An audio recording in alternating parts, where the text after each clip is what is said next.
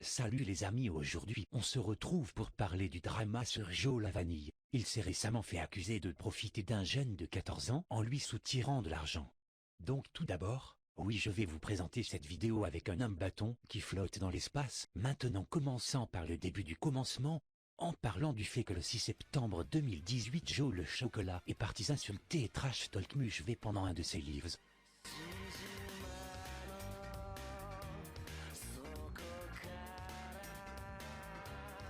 Ton petit pote, Never, Nénéos, il galère un peu là.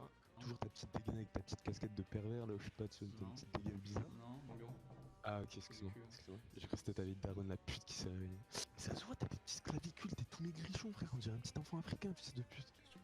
Mais c'est pas parce que je regarde un live il y a un mois et je vois ta petite pute de meuf en train de dire ouais, répare tes lunettes.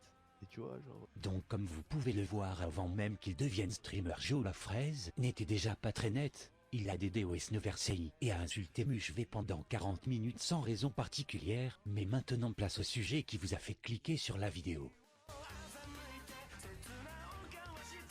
Le jour du 15 avril, Fadiz, la victime, a exposé Joe le caramel sur son Twitter grâce à 3 vocaux où il dit que ce dernier lui envoyait très souvent des DM sur Snap où Jordan lui faisait pression pour que Fadiz lui offre plus de subs ou demandait de faire des OAG contre des lots à gagner.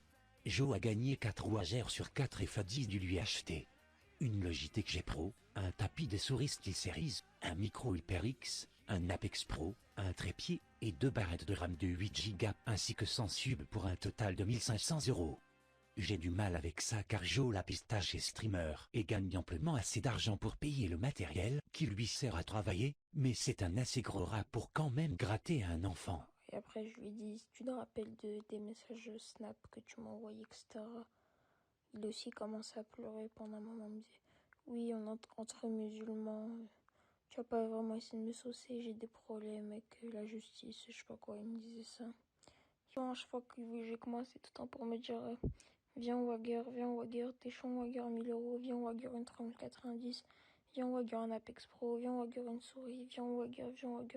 Tout le temps pour me demander quelque chose. C'est gagné un iPad Pro. Donc là, si je reçus malgré tous les cadeaux qu'il a déjà reçus, il a eu le culot de demander un OAGR, ou s'il gagne Fatiz lui offre un iPad Pro.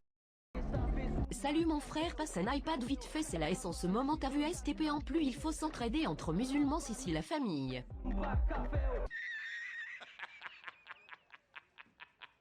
Je n'ai jamais vraiment aimé Joe la camomille, car je savais qu'il était mauvais au fond mais pas à ce point-là.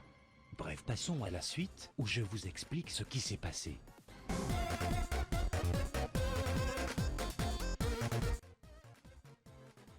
Au moment où le drama a éclaté, le premier réflexe de Joe la confiture fut d'accuser Melchior et Neversailles en disant qu'ils ont manipulé Fadiz pour inventer toute cette histoire pour le mettre dans la sauce, sauf que c'est bien évidemment faux.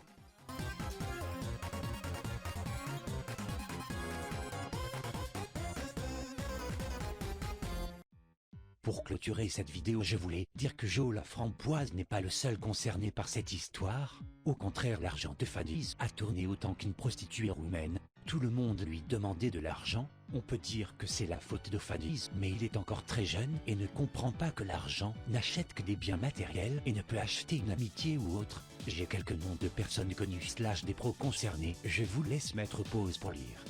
Sur ce, donnez-moi vos avis sur cette vidéo, c'est la première fois que je fais ça, regardez mes highlights sur ma chaîne, et je vous dis ciao.